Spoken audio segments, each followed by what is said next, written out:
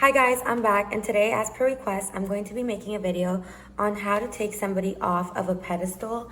And unfortunately, I feel like that's a situation that happens very often, either because we love them or because we're scared of them and it's fear, or we've been trained. But for whatever reason, sometimes we hold somebody on a pedestal above ourselves, and we should never do that. So in this video, I'm going to be telling you why you cannot allow for that to happen, and second of all, how to get them off of that pedestal, because I know it's a really hard thing to do. I've been there before, but it is possible, and I will tell you how. Why? So obviously the main reason and the most obvious reason as to why you should never hold anybody on a pedestal, it's because you are here for yourself. Like, you are on this earth for yourself. You came into this world alone. You're going to leave this world alone. And although you're going to have many experiences with many people, you are here to fulfill your own purpose, and you cannot be putting people on a pedestal. Literally, the act of holding somebody above you is a false god. Like, a false god is not like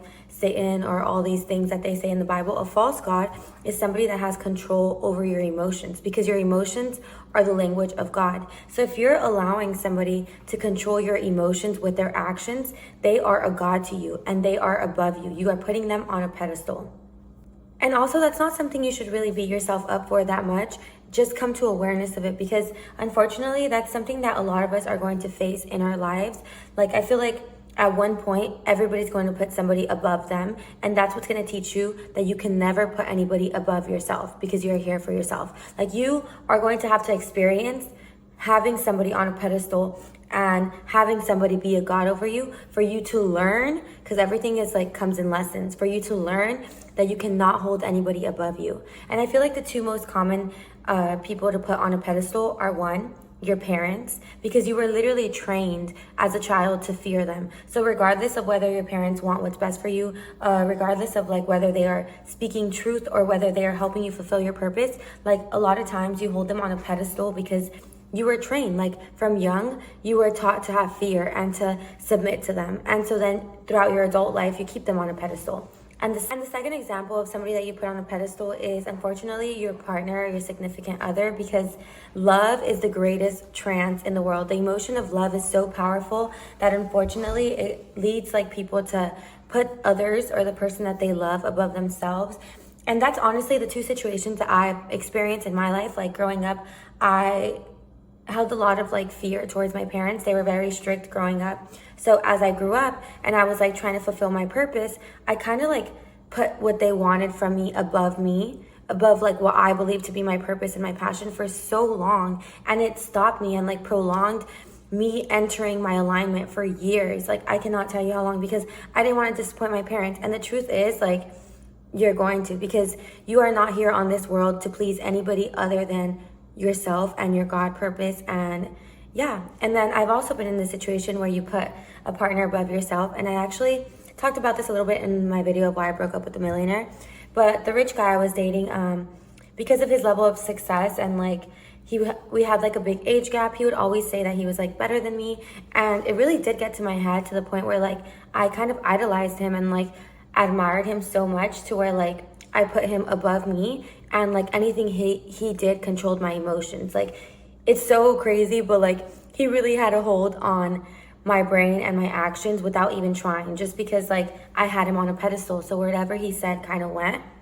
And that's the dangers of putting somebody on a pedestal, that you are no longer living for yourself. Like, when you hold somebody on a pedestal, you are not fulfilling your expression of God. You are not even being authentic, because like when I was following what my parents wanted, I wasn't being true to myself, because that's not really what I wanted. Like, that wasn't my happiness. And the longer you stay in that, like, the more and more depressed you will be. Like, it was so hard for me to break away from the rich guy I was dating, because I felt like, I don't know, like he was an aid to me, and like I feel like we could accomplish a lot together or stuff like that. But when I like let him go, and when I took him off the pedestal and was like, you know what, he is not better than me. It's so important for you to know that nobody is better than you. Literally, nobody on this world is better than you, because within you, you have that same God expression as anybody that you are putting on a pedestal. You and that person are the same, because you are both humans with a God source within. And so therefore, you cannot be putting people above you, because The only God in your life should be the God within, which is you at your highest expression, which is going to guide you into alignment, into your perfect purpose, passions, and perfect dream life. So you cannot put anybody above you. Like, the person that should be on a pedestal is your highest self, which is the God within you that speaks to you through intuition and all that. And like I said, like, it's just something that you're going to have to learn with experience and with the lesson of putting others above you. But the longer you put somebody above you, the longer it's going to take you to experience the happiness that comes from purpose. And just to add on to how powerful you are, within you is literally that same God that Buddha had, that Christ had, that any master had. Literally the masters like Allah and all those people that people praise, they were humans with the God expression, and all they did was master their emotions and talk to the God within. And the more you talk and connect with the God within, the more you become it. And that's what living in purpose is, and that's what mastery is. And like all the greats, like Kobe Bryant, Mike Tyson, like any person that achieved something great, it was because they were tapping in within and they were aligning to their purpose. Because when you align to your purpose, that is when you are able to accomplish greatness, true greatness. If I would have followed what my parents wanted out of me, I could have maybe made money. I could have maybe had a house or something, but I wouldn't have been great. I wouldn't have been great. And I am on the path to greatness. And that's what you need to know is the difference between having other people on a pedestal and having your God self on a pedestal. That with other people, like if I would have stayed with the rich guy, I could have probably had money. I could have probably like felt cool wearing designer, all this stuff, but I wasn't going to feel great. I wasn't going to fulfill my purpose as a God source. Versus holding my highest self on a pedestal and listening to her, listening to what she wants out of me, listening to when she says, I want to dance. I don't care if dance is like a hard job. Like, I don't care whatever people say. I want to dance, and if I followed that through, like, that is me being authentic to myself and authentic to the God within me. And that is true greatness, and that is the only way to achieve true greatness and true God expression. So now that you know how important it is to not hold anybody on a pedestal and only have yourself, I'm going to tell you how I was able to take people off of a pedestal. And it's not easy. Trust me, it took me a while, but you can do it. You can do it. The first step is literally awareness. Like, I know you're going to be like, oh my gosh, like, it's like that, but like awareness is literally the key to any change you want to make. So the first step is literally accepting that you have somebody on a pedestal. You have to come to full conscious awareness, and you have to admit it to yourself consciously. Like, literally, I had to tell myself, look in the mirror, straight in the face, and tell myself, like, Angel, you are being controlled by this man. You care more about this man loving you than you care about being a God source. You care more about what he thinks about you than what you feel about yourself. And that is not okay. And so I literally had to admit all these horrific things because we hate to admit it. Like, the truth is, you probably know you have somebody on a pedestal, but you haven't admitted it. You knowing and admitting it is something so different, because you can know and still be in denial. But admitting it and just coming conscious, clear, concise is that, like, this is a problem, and this is like, that solves 50% of the problem. There's this quote that says that, like, writing down a problem solves 50%. Like, literally, I forgot what the quote said, but something along those lines. And it's true. Literally saying it straight, coming to that conscious awareness, like, I have a problem and now I'm going to try to solve it, is like 50% of solving the problem. So once you are able to fully admit it, accept it, tell yourself how ugly it is, tell yourself that, like, your worth is based off of what this person thinks. Tell yourself exactly the situation you are in with no lies. Stop lying to yourself to make yourself feel better. You have to tell yourself the hard, cold truth. And when you tell yourself the hard, cold truth, something is going to shift within you. I promise you it will shift. And now you need to gain emotional mastery.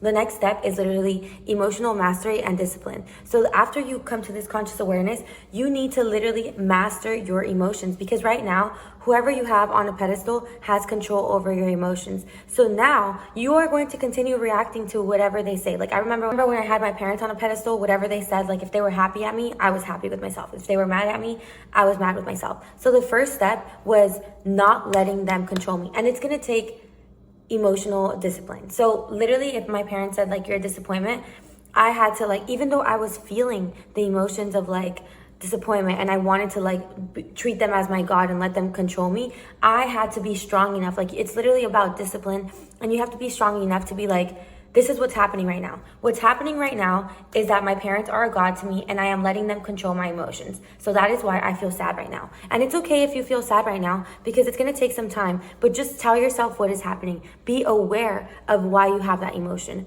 And so like when my ex was like, I don't know, mad at me or like something, I would be like, I am sad right now because my ex is mad at me because I am holding him as a God above me. And then tell yourself the separate thing, but he will no longer be my God. I am simply shedding emotions.